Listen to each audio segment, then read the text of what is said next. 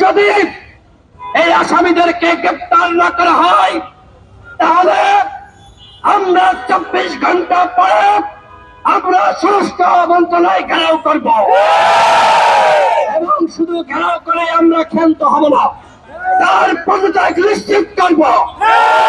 আপনাদের উপরে শহীদ মিনারে গতকাল কিভাবে ন্যাক্কারজনক ভাবে হামলা করা হয়েছে আপনারা সকলে দেখেছেন। এর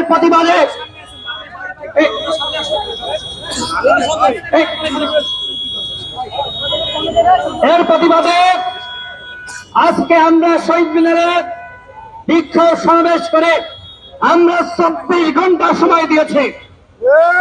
আমরা গতকাল থেকে আন্তরিকতা এবং সৌজন্যতা দেখাচ্ছি। গতকাল আমরা শাহবাগ থানায় এসেছিলাম, আজকেও আমরা শাহবাগ থানায় এসেছি। এইখানে এসে আমরা অচিকে পাইনি।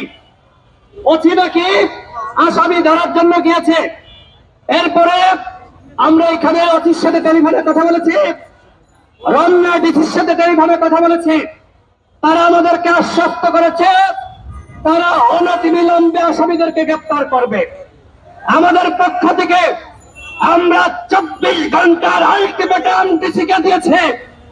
24 ঘন্টার মধ্যে যদি এই আসামিদেরকে গ্রেপ্তার না করা হয় তাহলে আমরা 24 ঘন্টা পরে আমরা সুষ্ঠু মন্ত্রণালয় ঘেরাও করব এবং শুধু ঘেরাও করে আমরা ক্ষান্ত হব না, তার পদত্যাগ নিশ্চিত করব।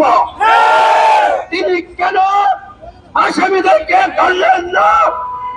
তিনি কি তাদের সাথে আঘাত করেছেন? আমরা সেটি জানতে চাইব। স্পষ্ট কথা, এই বিপ্লবে গণ অধিকার পরিষদের অবদান সম্পর্কে আপনারা সকলে জানেন। আমাদের 11 জন সহযোদ্ধা শহীদ হয়েছে, অসংখ্য সহযোদ্ধা গুলিবিদ্ধ হয়েছে। এখন যদি হাসিনার পতনের পরে এই বিপ্লবী সরকার দাবিদার এই অন্তর্বর্তীকালীন সরকারের আমলে রক্তাক্ত হতে হয়, সেটি কি নেতাকর্মীরা মানবে? আমাদের সারা দেশের নেতাকর্মীদেরকে বলবো, আপনারা প্রস্তুতি গ্রহণ করুন, ওই স্বরাষ্ট্র মন্ত্রণালয় ঘেরাও করতে হবে। যদি আমি আবারও বলছি, ফারুক হাসানের মাথায় কোপ দেওয়া হয়েছে, তাকে হত্যা চেষ্টার উদ্দেশ্যে হামলা চালানো হয়েছে, 24 ঘন্টা সময় দেওয়া হলো। 1 সেকেন্ডও বেশি সময় পাবেন না।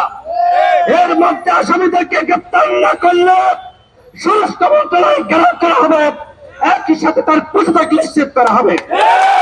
সকলকে এই শাহবাগ থানার সামনে থেকে শান্তিপূর্ণ ভাবে ঘরে ফিরে যাওয়ার আহ্বান জানিয়ে আজকের এখানকার আমাদের যে জমায়েত সেটি আমরা সমাপ্ত ঘোষণা করছি। ভালো থাকবেন, আল্লাহ হাফেজ। জনতার অধিকার আমাদের অঙ্গীকার। আসসালামু আলাইকুম।